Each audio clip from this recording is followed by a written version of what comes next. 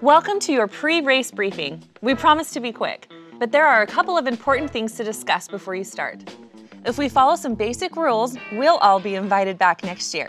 Hey, I'm Jimmy, and I've been hired by the Ragnar guys to do this video. It's called Street Smarts, and when I heard about it, I'm like, hey Jimmy, you're the street smartest guy I know. Anyhow, I guess the Street Smarts video is all about safety, which I'm thinking is optional, like a suggestion. Okay, Jimmy, you weren't hired. I don't know how you got in here. And at Ragnar, safety isn't optional. It's a really big deal. In fact, breaking any of the safety rules will either result in a team violation or disqualification from the relay. The Ragnar app is your go-to resource for course maps, rules, and all things safety. The app also contains content unique to your race, so please be sure to reference the Updates tab in the app found under the Safety and Rules section. Every team has a safety officer. That's the person riding in the front seat. They should help navigate and watch for safety issues at all times. You can text Race Command if you see anyone breaking safety rules. That sounds suspiciously a lot like snitching. You can find the Race Command number specific to your race in the app. This is a text-only number, by the way, so no voice calls, please. If you violate a safety rule, you'll receive a text notification. 3 violations, and your team will be disqualified. You will need to turn over your slap bracelet baton and will be asked to leave the course. And lastly, if there's a major emergency, call 911 first and then text Race Command. That's pretty much exactly what I just said. So yeah, from what I gather, in this Ragnar thing, you'll be running willy-nilly all over the place through graveyards, back alleys, over chain link fences, that sort of thing. Not really. You'll typically run on sidewalks, bike lanes, road shoulders, trails, and against traffic. Occasionally, you'll run with traffic, so pay careful attention to race signs. Some places are marked with cones to separate drivers from runners. Always stay on the shoulder side of the cones. Staying safe and visible at night is super important. For example, always sleep in designated areas, never in the parking lot next to your van. And during the Ragnar defined nighttime hours, which can be found in the app, everyone needs to wear a reflective vest. The active runner must always wear a reflective vest, headlamp, and taillight. This is what a runner looks like on the road with and without safety gear. As you can see, it makes a big difference. And finally, be sure to install new batteries in your headlamp and taillight before the relay begins. As always, refer to the app for more info. Vans must display their team stickers at all times. Just place them on the front and back windows where they can easily be seen. Runners' bibs must also be worn and clearly visible by the active runner. Intersections and crossing the road are a big part of safety. Here's how it works. Before you cross at an intersection, always stop and look both ways. If a car is stopped or coming to a stop at the intersection, make eye contact with the driver before crossing. Often, drivers who are turning only check one direction. After you cross the road, follow the touch and go method. Run to the directional sign, touch it, and then follow the direction indicated on the sign.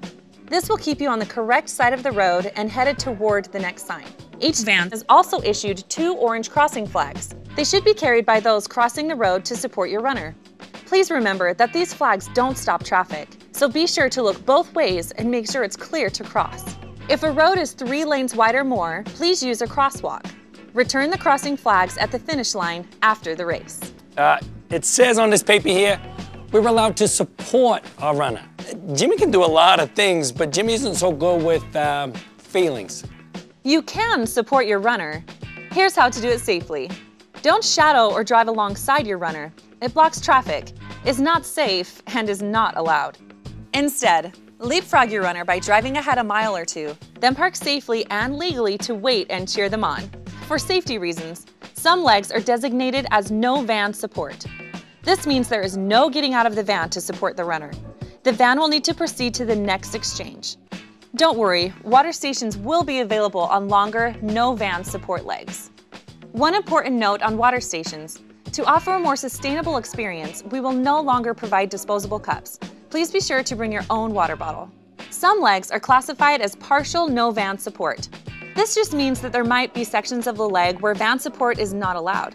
These areas will be marked on your leg maps. You can also support your runner by having another runner pace along with them. This can be done at any time.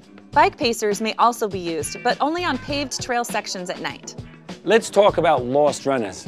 You know, those certain people who disappear, like vanish, without witnesses.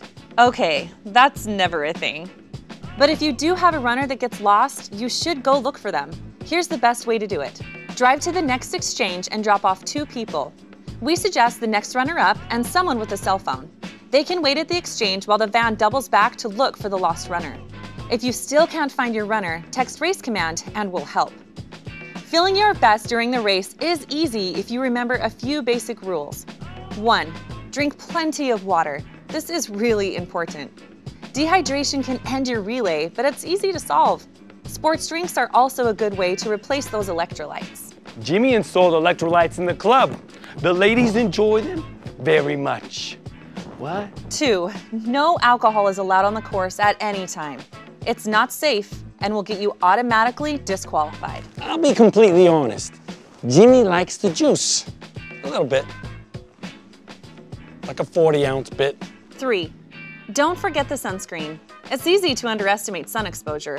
Use a high SPF and reapply often. You probably should have started with that. If you start to feel ill during your run, stay on the course so you can be found by your team. And finally, we recommend that all active runners carry a cell phone as an added safety measure. So yeah, maybe Jimmy didn't get every little thing right, but it seems like Jimmy nailed it. I don't think you did. Agree to disagree? Not really. I like your style. We should go out. We shouldn't. I think we did. So those are the rules of safety. They're here to protect everyone. And remember, breaking the rules will result in team violations or even disqualification. And if you have questions, refer to the Ragnar app. Everything is there. Now let's talk about community courtesy. Oh man, Ragnar, can you handle it? We are gonna run until we puke. We will not stop. Woo! Whoa, yeah. Ragnar came to my town last weekend and I'm glad they're here to have a good time, but seriously, I think for a minute they forgot that people, like myself, actually live here. Ragnar relies on the support of communities, so we want the race to be awesome for the runners and for the locals. A Ragnar relay is a beautiful thing, but sometimes runners can get a little caught up in the race and may do things they wouldn't normally do. We call this the race bubble, and it can affect even the wisest among us. In this video, we're going to cover some basic tips that will help us maintain a good relationship with the community. Let's show some love for the locals. About my second leg, it's been tough. I got my team behind me. They're the wind beneath my wings. Yeah. Oh, and we're gonna go all night long. Oh, baby. Yep, we've got a baby, and those Ragnar folks, they kept her up all night. Here are a few friendly reminders about respect during the race. Be quiet in quiet zones. Some people have to get up early and won't appreciate being woken up. Keep it clean, folks. There are going to be kids around, so vulgar team names and band decorations are not okay. Be nice to volunteers. They're here to make your race awesome and safe. Listen to volunteers. If they ask you to do something, do it. Think twice before being negative about the community or any volunteers. Take the high road and keep it respectful.